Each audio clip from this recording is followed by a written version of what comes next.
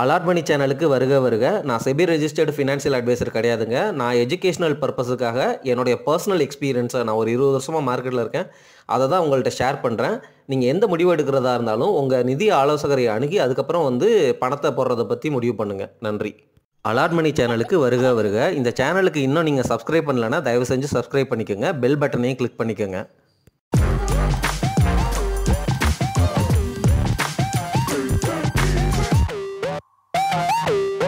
அனைவருக்கும் வணக்கம்.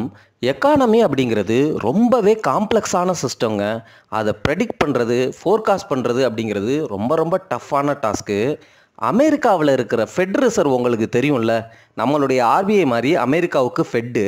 அந்த ஃபெட்டு ஃபியூ ஹண்ட்ரட் பிஹெச்டி முடித்த ஃபினான்சியல் எக்ஸ்பர்ட்ஸை கொண்டு 24 மணி நேரமும் 24/7 எக்கானமிக் டேட்டாவை அனலைஸ் பண்ணி அது மூலமாக ப்ரெடிக்ஷனையும் ஃபோர்காஸ்ட்டையும் பண்ண ட்ரை பண்ணுறாங்க.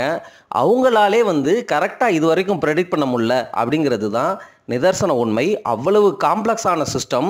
அதனால் எக்கானமி இப்படி போயிடும் அப்படி போயிடும் அப்படிங்கிறத ஒரு இன்ஸ்டிங்க்டாக அல்லது டேட்டாவை வச்சு இப்படி இருக்கலாம் அப்படிங்கிற மாதிரி ப்ரெடிக்ட் பண்ணலாம்.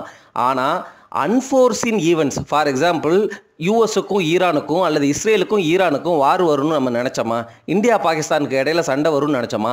இந்த மாதிரி அன்பிரடிக்டபிள் ஈவெண்ட் அந்த எக்கானமியை டிஸ்டர்ப் பண்ணும். நீங்கள் நினச்ச மாதிரிலாம் போக விடாது. நம்மளை பொறுத்த வரைக்கும் நீண்ட காலத்துக்கு ஸ்டாக் மார்க்கெட்டில் இருக்கிறதுக்கு ரெடியாக தான் உள்ளே வரணும்.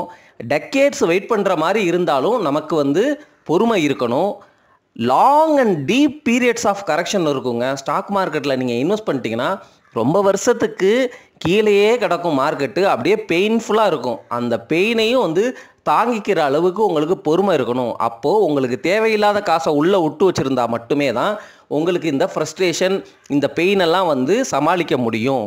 அதே போல் இந்த ஸ்டாக் மார்க்கெட் அப்படிங்கிறது மேலே தான் போயிட்டே இருக்கும். ஆனால் இந்த மாதிரி பல வருஷம் கீழே படுத்து அதுக்கப்புறம் மேலே ரிட்டர்ன் கொடுக்கும். ஸோ ஸ்டாக் மார்க்கெட்டுங்கிறது ஒரு சைக்கிளிக்கலான விஷயம். இதை புரிஞ்சுட்டிங்க அப்படின்னா சைக்கிளில் எவ்வளவு நாள் கீழே கிடக்குதோ அது எல்லாமே ஆப்பர்ச்சுனிட்டி அப்படிங்கிறத நீங்கள் நல்லாவே உணர்ந்து கொள்வீர்கள்.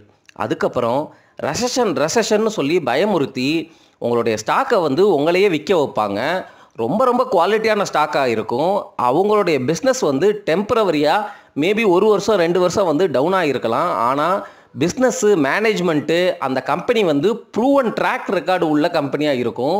அந்த மாதிரி குவாலிட்டியான பிஸ்னஸை விலை குறைஞ்சிருச்சுன்னு பயப்படாமல் ஜஸ்ட்டு பேஷண்ட்டாக ஹோல்டு பண்ணோன்னா கண்டிப்பாக அவங்க மேலே எழும்பி வந்திருக்கிறாங்க அப்படிங்கிறது நீங்களே பழைய டேட்டாவை பார்த்தா உங்களுக்கே தெரிஞ்சிடும். ஸோ ரெசஷன் அப்படிங்கிறது என்னமோ தூக்கு தண்டனை கொடுத்து அவங்கள சாகடிக்கிற விஷயம்னு புரிஞ்சுக்காதீங்க. ரெசஷனுங்கிறது 2 குவார்ட்டர் எக்கானமிங்கிறது நெகட்டிவில் போகுது, அவ்வளவுதான்.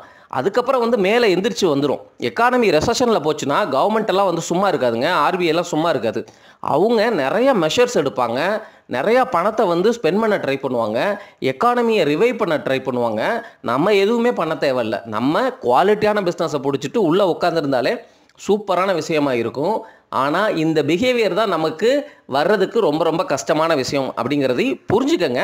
ஆட்டோமேட்டிக்காக ப்ராக்டிக்கலாக இம்ப்ளிமெண்ட் பண்ண ட்ரை பண்ணுங்கள். நெக்ஸ்ட்டு அடுத்து இந்த மார்க்கெட்டில் டைம் இருக்குது பார்த்தீங்களா? நம்ம எல்லாரும் ஒரு ஸ்டாக்கினுடைய விலை குறையுது ஏறுது அதை பற்றி மட்டுமே பார்க்குறோமே தவிர ஒரு டைம் கரெக்ஷனில் எவ்வளவு ஆப்பர்ச்சுனிட்டியை நம்ம லாஸ் பண்ணுறோம், ஒரு டைம் வேல்யூ அப்படிங்கிறத நம்மளால் இமேஜினே பண்ண முடியல. பணத்தினுடைய மதிப்பை விட ஸ்டாக் ப்ரைஸினுடைய விலை ஏறுறதை விட எவ்வளவு காலம் கழித்து ஏறுது அப்படிங்கிறது ரொம்ப ரொம்ப இம்பார்ட்டண்ட். இந்த டைம் ஃபேக்டரையும் நீங்கள் உணர்ந்து அதுக்கேற்ற மாதிரி உங்களுடைய அசட் அலோகேஷனை பண்ணணும். ஒன்று புரிஞ்சுக்கோங்க, அசட் அலோகேஷனுங்கிறது stock, bond, real estate, gold இதிலெல்லாம் பிரித்து வச்சுக்கிறது. ஸ்டாக் மார்க்கெட்டுக்குன்னு வந்தால் அதுக்குள்ளே large cap, mid cap, small cap. Large கேப்புக்குள்ளே என்னென்ன செக்டர், எஃப்எம்சிஜி, பேங்கிங், அதுக்கப்புறம் ஆட்டோமொபைல்ஸு, ஐடி, ஃபார்மா, இந்த மாதிரி வேறு செக்டருக்குள்ளே வைக்கிறது. இந்த மாதிரி உங்களுக்குள்ள ஒரு மிக்ஸ் இருக்கணும். அதனால் நீங்கள் உங்களுடைய ரிஸ்க்கை மிட்டிகேட் பண்ணுவீங்க. டைவர்சிஃபிகேஷன் வரும். ஏதாவது சில ஸ்டாக்ஸை ஃபெயில் ஆனாலும் மற்ற ஸ்டாக்கு கிளிக் ஆச்சுன்னா உங்களுக்கு நல்ல ரிட்டர்ன் வரும். யாருனாலையுமே ஒரு பெர்ஃபெக்டான கம்பெனி அப்படிங்கிறத சொல்லவே முடியாது. இந்த கம்பெனி 100% கண்டிப்பாக ஃப்யூச்சரில் ரிட்டர்ன் தரும்னு சொல்ல முடியாது. ப்ராபபிலிட்டி ஆஃப் வின்னிங் ஜாஸ்தியாக இருக்கும். உதாரணமாக ஐடிசி பற்றி பேசணும்னா 100 வருஷம் இருந்திருக்கிறாங்க. இப்போவும் வந்து பிஸ்னஸில் வந்து நல்லா கம்பீட் பண்ணுறாங்க. சிகரெட் பிஸ்னஸ் அவங்களுக்கு மோனோபாலி. எஃப்எம்சிஜியில் வந்து நிறைய ப்ராடக்ட்ஸ் நமக்கே தெரியுது. ஆசீர்வாத் ஆட்டாவாக இருக்கட்டும், அந்த நூடுல்ஸாக இருக்கட்டும், டைரி அந்த டார்க் ஃபேண்டசி பிஸ்கட்டாக இருக்கட்டும், இப்படி எல்லா செக்மெண்ட்லேயுமே அவங்களுடைய ப்ரெசன்ஸை காட்டிகிட்டு இருக்கிறாங்க. ஆனால் அவங்களுடைய ரெவன்யூ, அந்த நெட் ப்ராஃபிட் வந்து இன்னும் வந்து க்ரோத் வந்து வரலை. சரிங்களா? மற்ற எஃப்எம்சிஜி செக்டரில் உள்ள கம்பெனிகள் அளவுக்கு வரல. ஸோ அவங்க ஆனால் இம்ப்ரூவ் ஆகுறாங்க அப்படிங்கிறது நமக்கு தெரியுது. ஸோ இந்த மாதிரி கம்பெனிகளை 100 வருஷம் இருந்த கம்பெனியை நம்ம வாங்கணும், அதுவும் ரீசனபிளி கரெக்டான வேல்யூவில் வாங்கணும்னா இன்னும் 100 வருஷங்க இருப்பாங்க அப்படிங்கிற ஒரு நம்பிக்கை தான். சரிங்களா? ஸோ ஒரு ப்ராபபிலிட்டி, வாய்ப்பு அதிகம் அப்படிங்கிறதுனால தான் வந்து அந்த மாதிரி ஸ்டாக்கை வந்து கொஞ்சம் நம்பி வாங்குகிறோம். ஆனால் அதுக்காக ஐடிசி ஃபெயில் ஆகாமல் அப்படியே இருக்கும் அப்படிங்கிறதெல்லாம் வந்து நம்மளால் உறுதியாக சொல்லவே முடியாது. பிஸ்னஸில் என்ன வேணாலும் நடக்கலாம். இந்த மாதிரி புரிஞ்சு நீங்கள் முதலீட்டு முடிவுகளை எடுங்க. இதுக்காக பயந்துக்கிட்டு நான் எஃப்டியில் போடுறேன் அப்படின்னா எஃப்டிலையும் நீங்கள் லாஸ் தான் பண்ணுறீங்க. இன்ஃப்ளேஷனுக்கு அகேன்ஸ்டாக உங்கள் மணி கரைஞ்சிக்கிட்டு தான் இருக்குது.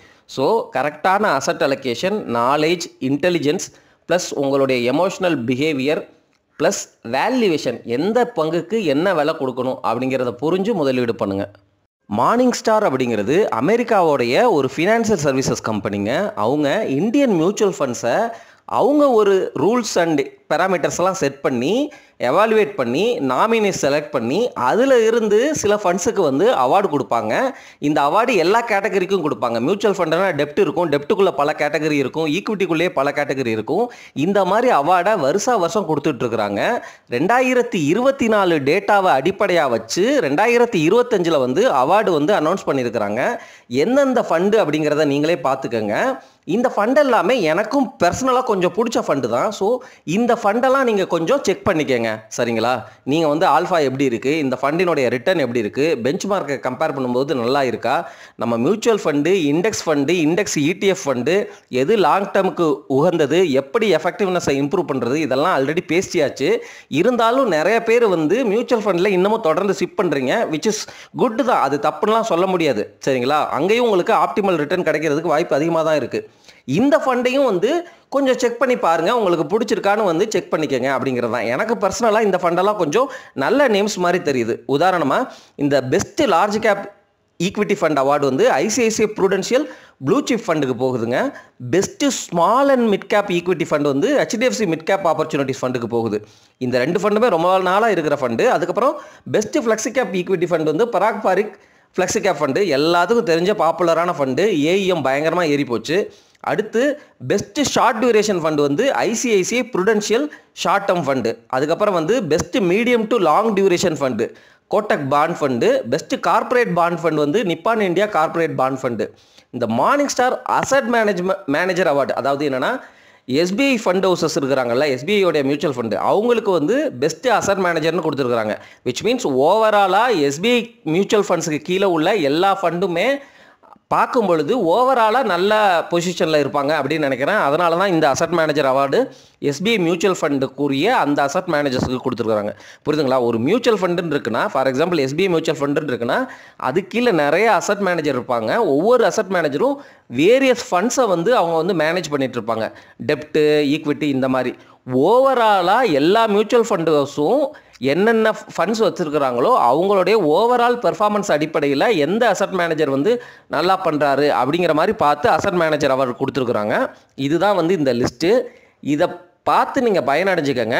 பராக் பாரிக் ஃப்ளெக்ஸி கேப் ஃபண்டுக்கு அவங்களுடைய அசட் மேனேஜர்ஸ் வந்து இன்டர்வியூ கொடுக்கும் பொழுது, நாங்கள் இந்த கேட்டகரியில் மற்ற மியூச்சுவல் ஃபண்ட்ஸ் மாதிரி வெரைட்டி ஆஃப் அதே தீமில் வந்து வெரைட்டி ஆஃப் மியூச்சுவல் ஃபண்ட்ஸை வந்து நாங்கள் வச்சுக்கல.